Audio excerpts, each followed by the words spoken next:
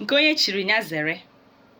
Isiokwu anyị taa ga-abụ ụdị agwa dị iche iche. All protocols duly observed. Our topic today is different types of colors. Ha bụ ndị a: red, uhie, mmemme ma ọ bụ ọbara ọbara, orange, oloma,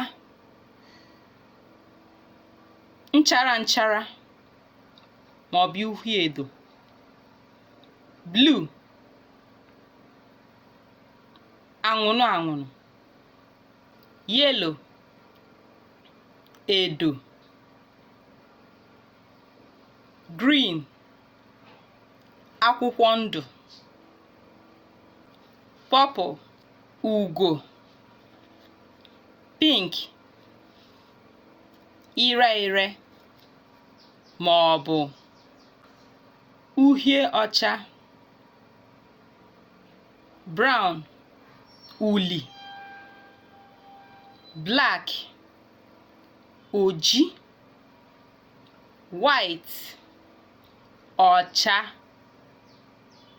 gray, ụcha nzu ma ọ bụ ntụ ntụ, gold, ọlaedo, silver, ọlaọcha. Ebe a ka anyị ga-awụsọwara nke ụbọchị nke taata. Ndewo. We are stopping here for today. Thank you.